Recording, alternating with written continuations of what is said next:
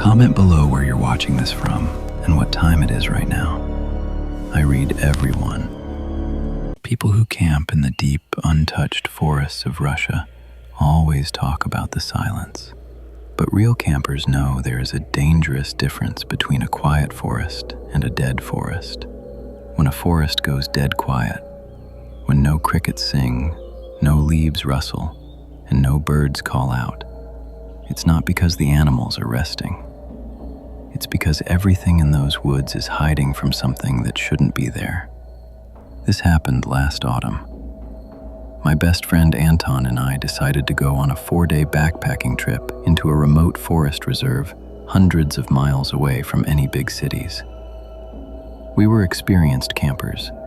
We had high-end gear, GPS navigators, a satellite radio, and enough supplies to last a week.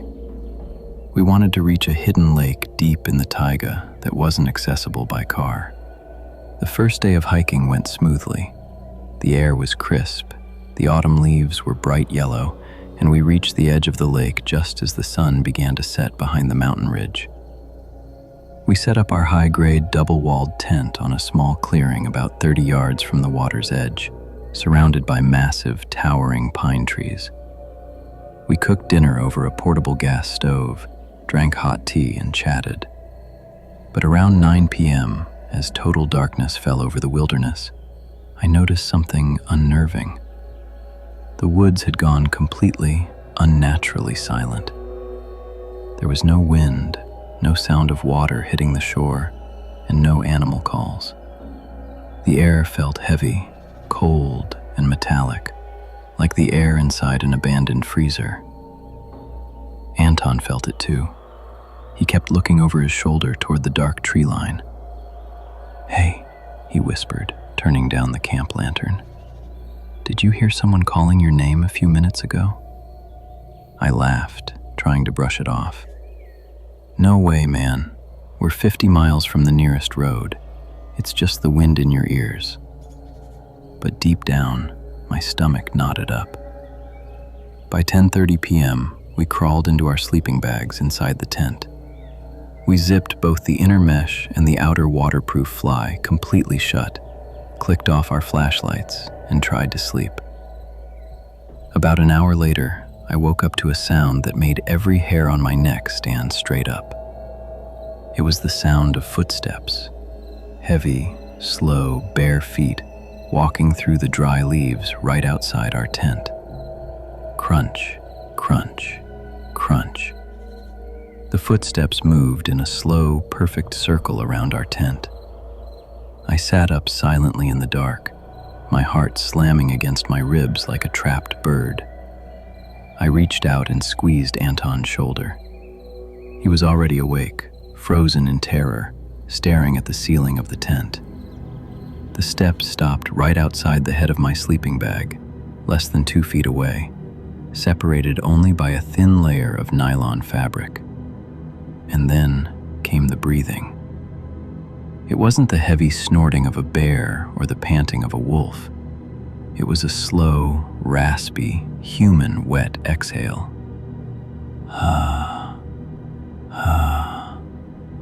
Panic surged through my blood.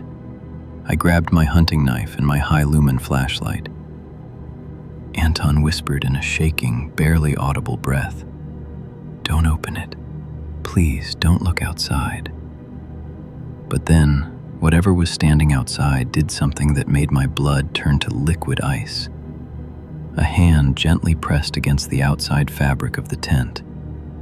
We could see the deep, elongated imprint of long, thin fingers stretching the nylon inward, right above Anton's face. And then a voice whispered from the darkness outside the tent. It was Anton's exact voice.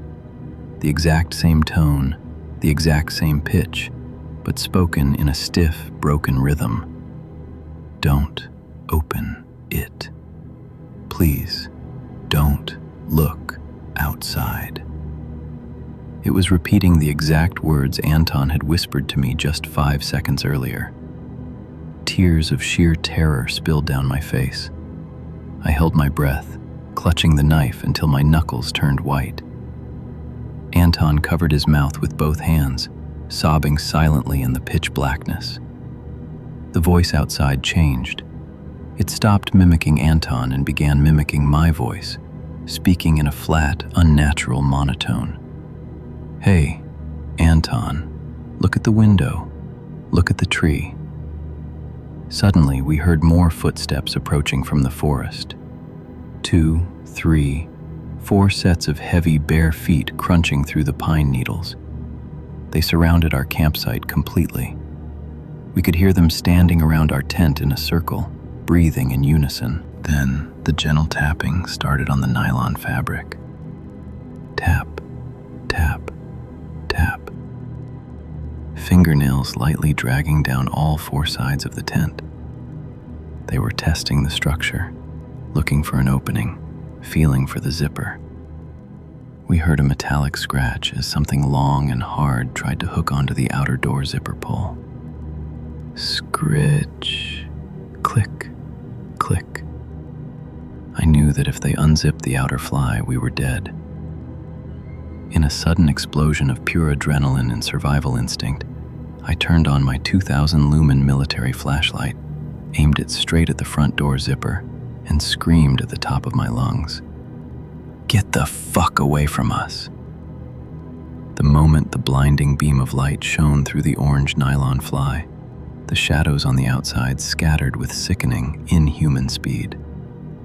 We heard heavy bodies leaping through the bushes, cracking thick branches, and retreating back into the pitch-black woods. We didn't dare leave the tent. We sat back to back in the center of the floor, holding our knives and flashing the light at every wall for 5 agonizing hours, until the horizon finally turned gray at 6 a.m. As soon as full daylight hit the clearing, we unzipped the tent with shaking hands and stepped outside, ready to run for our lives. What we saw around our campsite paralyzed us with horror. The soft mud and damp pine needles surrounding our tent were completely covered in deep, terrifying tracks. Dozens of bare human footprints, but the feet were abnormally long and the toes were claw-like. But the worst part was what they had left behind. Hung on the low branches of the trees in a perfect circle all around our tent were dozens of old, rusted metal items, broken pocket knives, rusted tin cans, old watches, and faded, torn pieces of clothes. Items belonging to campers who had been in these woods long before us. People who clearly never made it back. We dropped all our heavy camping gear, took only our car keys and boots, and sprinted back down the trail. We ran non-stop for 4 hours straight until we reached Anton's car at the trail entrance. We drove straight to the regional search and rescue office and reported everything. The officers listened to our story with cold, pale faces. They didn't ask questions. They didn't laugh. One older officer simply took a map, drew a red circle around the entire lake area, and wrote one word across it: closed. I haven't been in the woods since that night, and whenever I'm in my room at night and hear a floorboard creak, I pray it doesn't whisper my own words back to me. People who travel through the Appalachian Mountains in the eastern United States often forget how ancient and wild those woods really are. There are ridges in those mountains where the trees are so dense that daylight barely reaches the forest floor, and where hundreds of hikers disappear every single year without leaving a single trace. This happened 2 summers ago. My college friend Marcus and I decided to go on an off-grid camping trip in a remote section of the Black Mountain Range in North Carolina. We wanted to get away from crowded campsites, so we drove Marcus's 4x4 truck deep up a dirt logging road until the trail literally ended at an overgrown ravine. We packed our backpacks and hiked another 3 miles deeper into the wilderness, setting up our camp on a high, isolated ridge surrounded by dense pine thickets. While gathering firewood around 4 p.m., we made our first unsettling discovery. About 100 yards from our tent, Hidden behind a thick clump of bushes, we found an abandoned campsite. A modern green tent was shredded into ribbons. Sleeping bags, expensive cameras, and clothes were scattered across the dirt, soaked in dried, dark stains. But what terrified us most were 3 modern smartphones lying on a flat rock. All 3 screens were smashed through with heavy rocks, as if someone intentionally wanted to make sure no one could call for help. Marcus wanted to pack up and leave immediately, but by then, the sun was already dropping below the mountain line, and navigating that steep, rocky terrain in total darkness was suicide. We decided to stay the night, keep a low profile, and hike out at the first light of dawn. We didn't build a campfire. We sat in total darkness inside our tent, holding loaded handguns we had brought for wildlife protection. Around 11 p.m., the atmosphere on the ridge shifted. High up on the surrounding mountain peaks, tiny orange lights began to flicker. At first, I thought they were campfires, but then I realized the lights were moving. Dozens of glowing torches were slowly descending the steep mountain slopes, surrounding our ridge in a massive, closing circle. Then came the sound. Not a roar, not a creature's call, but a sharp, rhythmic sound of metal striking metal. Clang, clang, clang.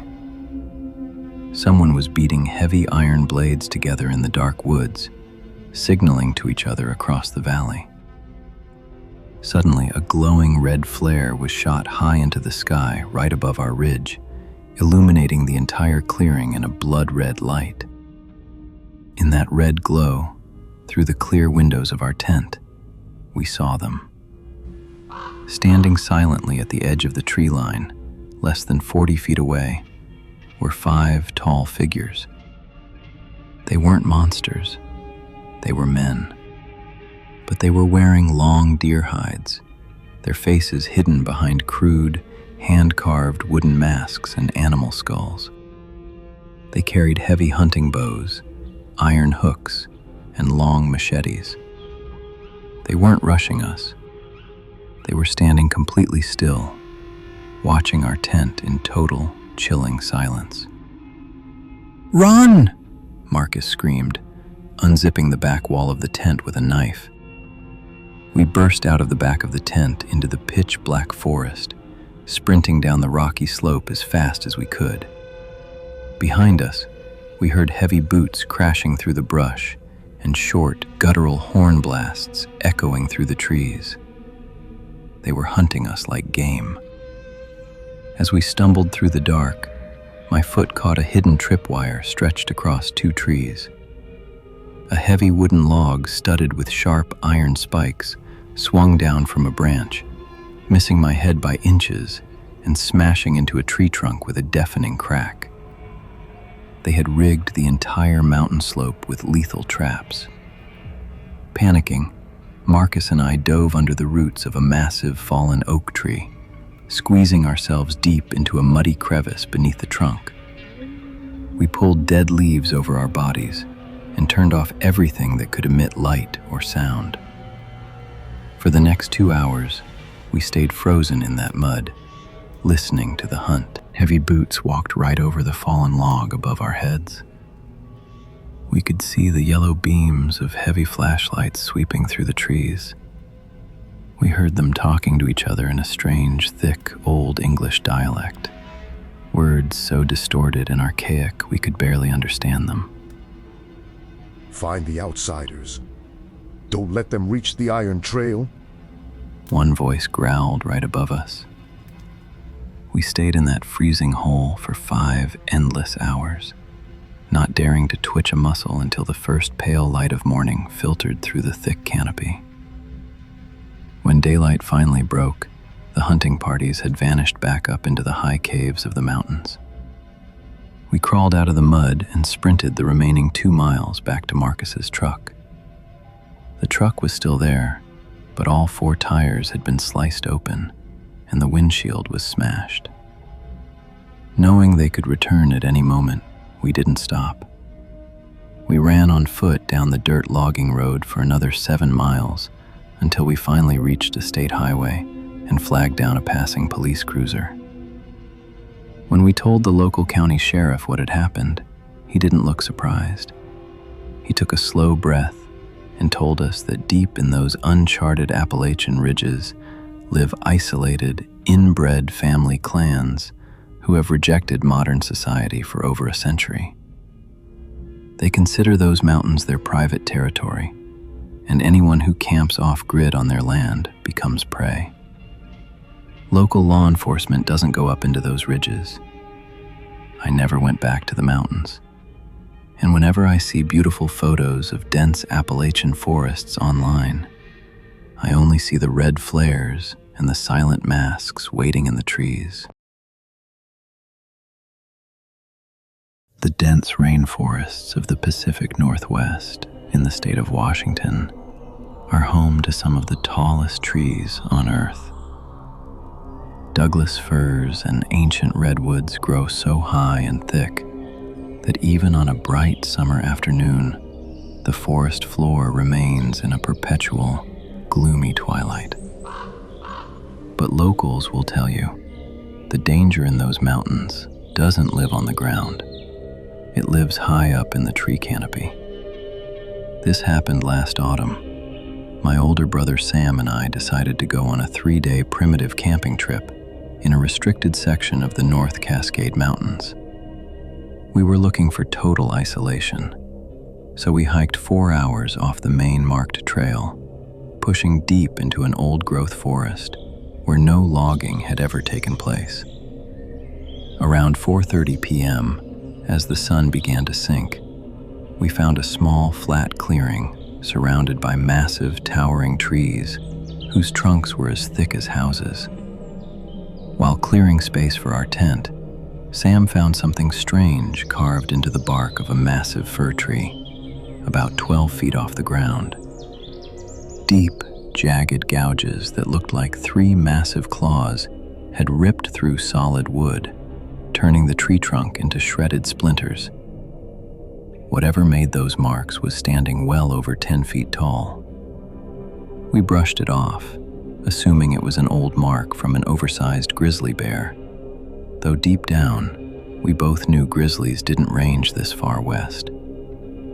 We pitched our tent, built a small fire, and cooked dinner. But as soon as night fully descended at 8 p.m., an uncanny physical phenomenon took over the forest. A sudden, brutal drop in temperature hit our camp. Within 5 minutes, our breath was turning into thick, white plumes, and thin ice began forming on the edges of our water bottles. But there was no wind. The air was completely static, heavy, and smelled strongly of wet stone and metallic ozone. Then, our campfire simply died out. It didn't flicker or fade. It was extinguished in a single second, as if an invisible glass dome had been dropped over the flames, suffocating them instantly. Total, pitch-black darkness engulfed our camp. Sam clicked on his heavy LED hunting flashlight, but the beam acted strangely. Instead of throwing a bright light 50 yards into the woods, the light seemed to bend and dissolve just 3 feet in front of the lens, swallowed by a dense, unnatural shadow that hung in the air. That's when we heard the sound from above. Not on the ground, high up in the tree canopy, 30 feet above our heads. Crack! Snap! Heavy, immense weight was stepping from branch to branch, bending thick, solid wooden limbs until they groaned under immense pressure.